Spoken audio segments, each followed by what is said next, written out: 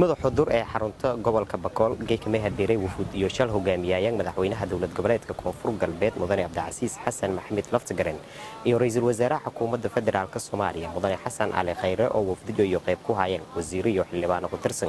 dawladda federaalka Soomaaliya iyo dawlad goboleedka Koonfur Galbeed garoonka diyaarado degmada xudur ee xarunta gobolka Bakool wufuudme ka dhawaayay maamulka gobolka Bakool kan degmada wasiir iyo shacabka reer xudur madaxweynaha dawlad goboleedka Koonfur Galbeed Soomaaliya Mudane Cabdicasiis Xasan Maxamed Laftigaran oo hordhacan hayr wafdiga ra'iisul wasaaraha xukuumadda federaalka Soomaaliya Mudane Xasan Ali Khayre iyo garoonka diyaarado degmada xudur uu ka dhawaayay wafdigu soo hogaamiyay ra'iisul wasaaraha xukuumadda federaalka Soomaaliya Mudane Xasan Ali Khayre garoonka iyo ka suganayaan wasiir xildhibaana maamulka gobolka Bakool kan degmada xudur iyo shacabka ku shalkooy xaafado iyo ka koobanta degmada xudur cutubyo ku tirsan ciidanka xoogga dalka iyo salaan sharaf iyo ku qaadeen madaxda garoonka diyaarado degmada xudur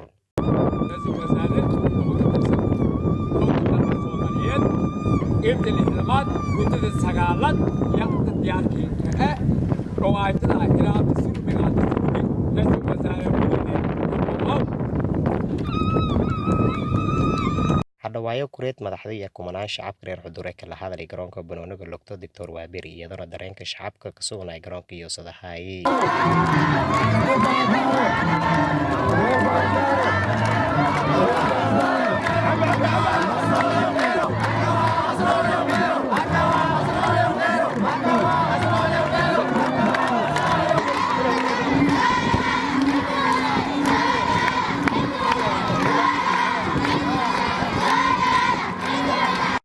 madaxweynaha dawlad goboleedka Koonfur Galbeed Soomaaliya Mudane Cabdicasiis Xasan Maxamed Laftigaran oo ka horeen kumanaanka shacab u hadalaya sheegay safar joontiisay ko shaqee maalmo yoroogana degmada xudur iyo walku gobada doonaan baahiyo ku jira degmada sida caafimaadka walbarashada amniga iyo sidaliiniska furul lahayd degmooyinka gobolka Bakool ee go'doonsan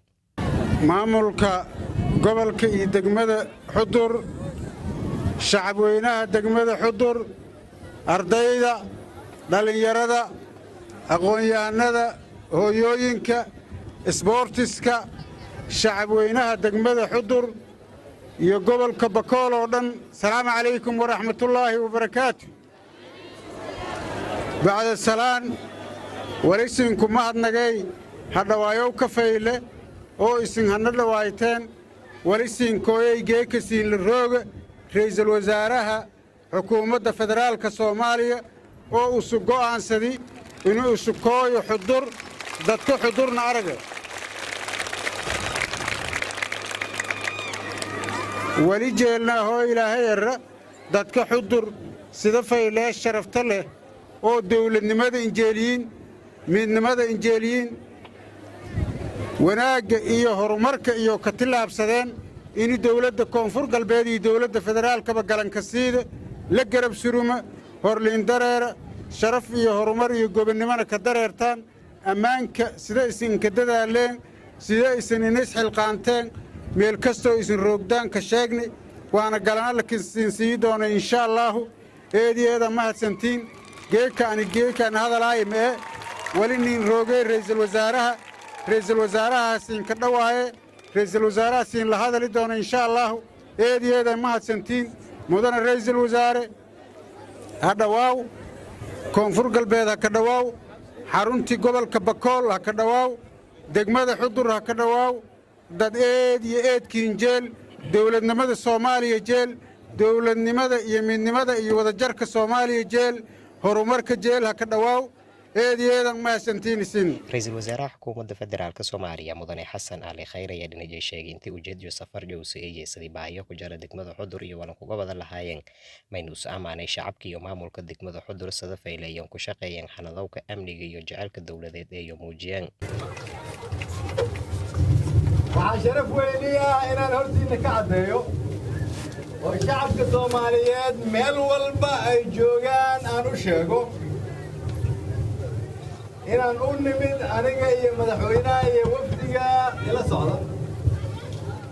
inaan reer xudur ka baranno sida ay iyagoo isku duuban niyadsan qalbi wanaagsan Soomaalinimada oogaya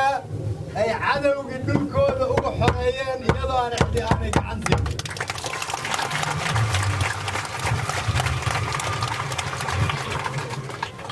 waxaan u imid inaan dhalinyarada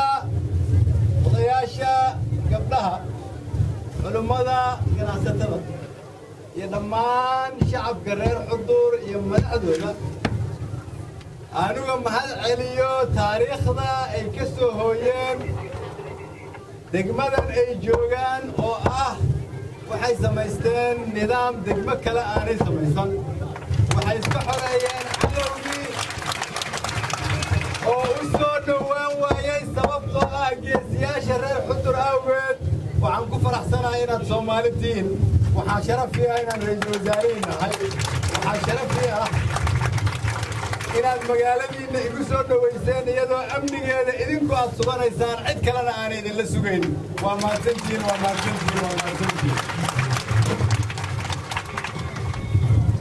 waxaan rabaa maalmaha halka aan joogo inaad waxna bartaan aniga iyo wafdiga ila socdo waxaan kaloon rabaa maalmaha halkan aan idinla joogno aniga madaxweyne cabdicasiis inaad noo sheegtaan baahida aad qabtaan si degmooyinka iyo tuulooyinka oo kala dhanna aan cadowga uga Faysal Maxamed Isaaq telefishinka iyo raadiyaha dowlad goboleedka Koonfur Galbeed degmada Xudur ee xarun goboleedka gobolka Bakool